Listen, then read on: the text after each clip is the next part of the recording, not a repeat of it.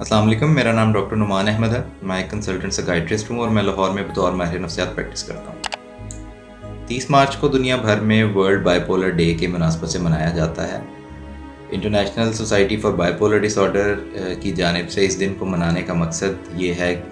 کہ ایک تو اس بیماری کے بارے میں آگاہی فراہم کی جائے، اور دوسرا جو لوگ اس بیماری میں مبتلا ہیں یا جو فیملی والے یا کیئر گیورز اپنے پیشنٹس کی کیئر کرتے ہیں ان کو سپورٹ فراہم کی جائے، اور اس بیماری کے متعلق جو سٹگما پایا جاتا ہے سوسائٹی کے اندر اس کو ختم کیا جائے۔ جہاں تک اویئرنیس کی بات ہے تو اویئرنیس کے اندر یہ ضروری ہے کہ بیماری کی علامات کے بارے میں تفصیلی بات کی جائے، اس کا ٹریٹمنٹ کیا ہے اس کے بارے میں تفصیلی بات کی جائے، بیماری کیوں بن جاتی ہے اور کتنے عرصے تک رہ سکتی ہے، اور آگے آنے والے وقت میں اس کی دوبارہ ہونے کے کتنے چانسز ہیں، ان ساری چیزوں پر بات کی جائے۔ جبکہ دوسری طرف جو اس کے سوشل امپلیکیشنز ہیں سوسائٹی کے اندر، اس کے اوپر بات کر کے ایک تو بیماری کے ساتھ جو ایسوسیٹڈ ڈیزیز برڈن ہے اس کو کم کیا جائے، جو کیئر گیورز کے لیے سپورٹ گروپس ہیں یا ایون پیشنٹس کے لیے سپورٹ گروپس ہیں ان کو فعال کیا جائے، اور آخر میں جو سوسائٹی کے اندر متس پائی جاتی ہیں بیماری کے بارے میں یا سوشل سٹگما پایا جاتا ہے بیماری کے بارے میں، جس کی وجہ سے پیشنٹس سائیکیٹرسٹ کے پاس یا سائیکیٹرک فیسلٹی میں نہیں جاتے یا ان کے فیملی ممبرز لے جانے سے کتراتے ہیں، اس کو دور کیا جائے۔ جیسا کہ میں نے پہلے بتایا کہ اس دن کو منانے کا ایک مقصد سوشل سٹگما جو ہے اس کو ختم کرنا ہے، تو یہ بات ہمارے معاشرے میں خاص طور پہ اس چیز کی امپلیکیشن زیادہ ہے، کیونکہ جس طرح ہمارے معاشرے میں نفسیاتی امراض کو خواہ وہ کسی بھی قسم کے، اور خاص طور پہ ایسے امراض جن کو سائیکوٹک ڈس آرڈرز کہا جاتا ہے جیسا کہ بائی پولر ڈس آرڈر ہے، ان کے بارے میں ایک تو آگاہی بہت کم ہے، دوسرا ان کو جنات اور عصیب اور جادو سے تشبیہ دی جاتی ہے، اور لوگ بجائے ان کو سائیکیٹرسٹ کے پاس یا ڈاکٹر کے پاس یا کسی سائیکیٹرک فیسلٹی میں لانے کے ان کو عام طور پر پیر بابا یا ان کے پاس لے جاتے ہیں، اور اس کی وجہ سے کئی دفعہ ہوتا ہے کہ بیماری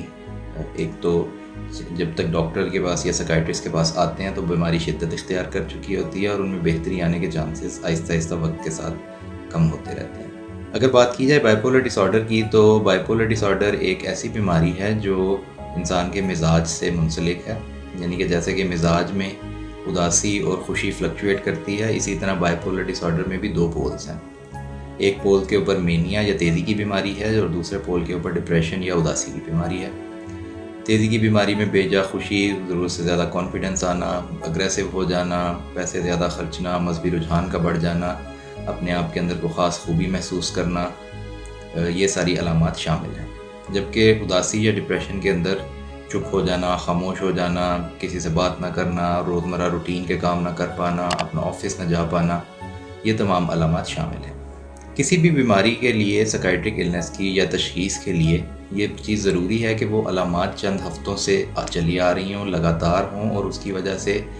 ان کی جو روزمرہ روٹین ہے، جو کام کی روٹین ہے، جو سوشل روٹین ہے یا گھریلو روٹین ہے، وہ اس حد تک متاثر ہو کہ وہ کسی کام کرنے سے قاصر ہوں، پھر اس کو بیماری شمار کیا جاتا ہے اور اس صورت میں اس کا ٹریٹمنٹ دیا جاتا ہے۔ بات کریں اگر بائی پولر ڈس آرڈر کیوں ہو جاتا ہے، تو اس کے اندر بہت سے فیکٹرز انوالوڈ ہیں۔ ایک تو موروثی فیکٹرز ہیں جن کو جینیٹک فیکٹرز کہا جاتا ہے، کہ اگر کسی فیملی کے اندر یا کسی خاندان میں بائی پولر ڈس آرڈر کی بیماری پائی جاتی ہے تو اگلی آنے والی نسلوں میں باقیوں کی نسبت وہ بیماری پیدا ہونے کے چانسز زیادہ ہیں۔ دوسرے نمبر پر نیورو کیمیکل امبیلنس، کے ذہن کے اندر کچھ ایسے کیمیکل جن کو عموماً ڈوپامین اور سیروٹونن کہا جاتا ہے، ان کے امبیلنس کی وجہ سے بائی پولر ڈس آرڈر میں جو مینیا یا ڈپریشن کی علامات آ جاتی ہیں۔ تیسرے نمبر پر ایسے لوگ جو سبسٹانس یوز کرتے ہیں یا نشہ آور چیزوں کا استعمال کرتے ہیں، ان کے اندر دیکھا گیا ہے کہ یہ بیماری پیدا ہونے کے چانسز بڑھ جاتے ہیں۔ اور چوتھے نمبر کے اوپر سٹریس کی وجہ سے یا کسی بھی اچانک آنے والے صدمے کی وجہ سے بھی کئی دفعہ یہ بیماری پیدا ہو جاتی ہے۔ اگر ان کے کازز کو علیحدہ رکھ دیا جائے تو جب ایک دفعہ بیماری پیدا ہو جاتی ہے یا بیماری بن جاتی ہے تو اس کا ٹریٹمنٹ ادویات کی شکل میں کیا جاتا ہے۔ وہ ادویات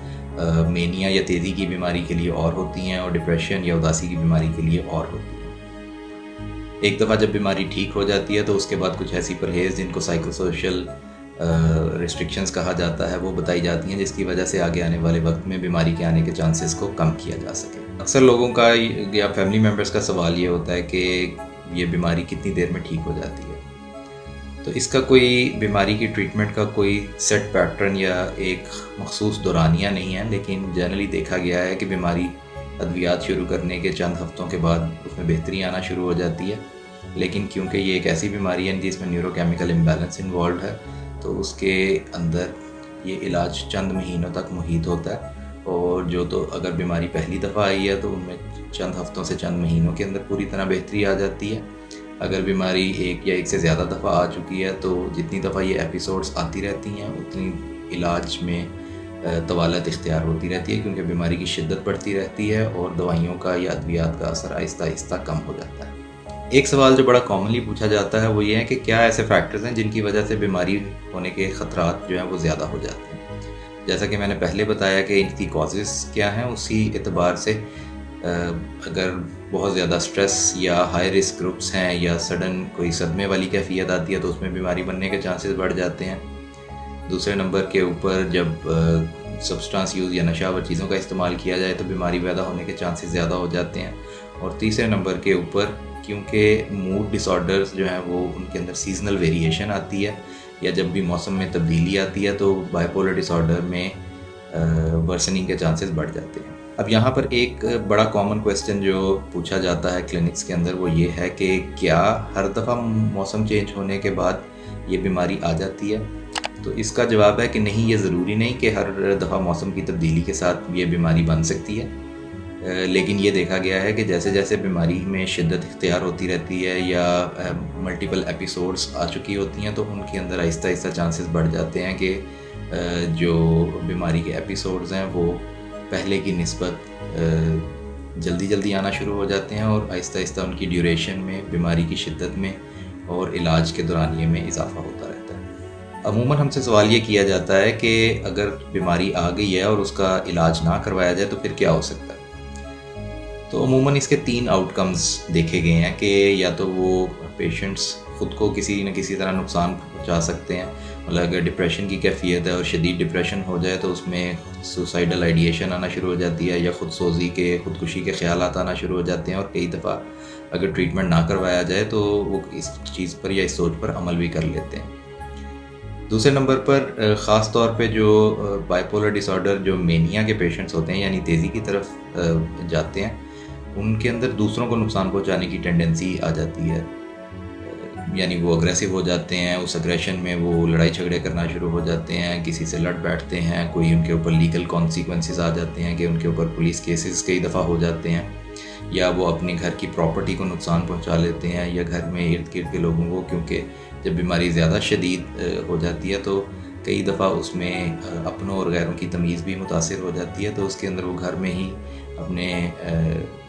دوست، احباب، والدین یا بہن بھائیوں کے ساتھ بھی لڑنا جھگڑنا شروع کر دیتے ہیں۔ تیسرے نمبر کے اوپر کہ جیسا میں نے پہلے بتایا کہ جیسے جیسے بیماری کی ایپیسوڈ بڑھتی رہیں گی یا بیماری کی علامات کا دورانیہ بڑھتا رہے گا تو بیماری شدت اختیار کرتی رہے گی، اور اتنا ہی اس کو ٹھیک کرنا ادویات کے ساتھ مشکل ہوتا جائے گا۔ آخر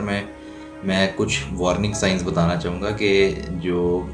خاص طور پہ پیشنٹس کی فیملی ممبرس کے لیے یاد رکھنا بڑے ضروری ہیں کہ جب بھی کبھی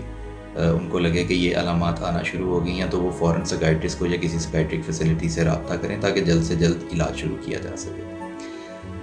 ان کے اندر سب سے پہلے تو نیند میں کمی آنا، اور وہ کمی کئی دن تک رہنا، نیند کی کمی محسوس بھی نہ ہونا۔ دوسرے نمبر کے اوپر انرجی لیولز میں بہت حد تک تیزی آ جانا، ایک دم سے تھکاوٹ کا احساس نہ ہونا، ایکٹیویٹی بڑھ جانا، اور اس حد تک ہو جانا کہ وہ ایک ہی ٹائم پہ کئی کاموں میں انوالو ہو جائیں۔ تیسرے نمبر کے اوپر بہت زیادہ باتیں کرنا شروع ہو جانا، یا پیسے زیادہ خرچنا شروع ہو جانا، یا بڑے بڑے منصوبے بنانا شروع ہو جانا۔ اور چوتھے نمبر کے اوپر غصہ، لڑائی جھگڑا اس حد تک شدید ہو جانا کہ گھر میں اور باہر لڑائی جھگڑے کی شکایتیں آنا شروع ہو جائیں۔ یہ وہ چند وارننگ سائنز ہیں جو مینیا کے پیشنٹس کے اندر دیکھے جاتے ہیں۔ اسی طرح اگر ڈپریشن کے وارننگ سائنز کی بات کریں تو ان کے اندر پیشنٹ بالکل چپ اور خاموش ہو جائیں گے، وہ اگر رات بھر جاگ بھی رہے ہیں تو چپ خاموش ہو کر بیٹھے رہیں گے، کسی سے بات نہیں کریں گے، اکیلے بیٹھے خود سے روتے رہیں گے، یا مایوسی اور نا امیدی کی باتیں کریں گے، اور جب بیماری زیادہ شدت اختیار کر لیتی ہے تو کئی دفعہ اپنے آپ کو نقصان پہنچانے کی بھی کوشش کر سکتے ہیں۔ میں امید کرتا ہوں کہ یہ ویڈیو آپ کے لیے مفید ثابت ہوگی۔ آگے اسی طرح کی مفید انفارمیشنل ویڈیوز کے ساتھ آپ کے سامنے پیش ہوں گا، تب تک کے لیے اللہ حافظ۔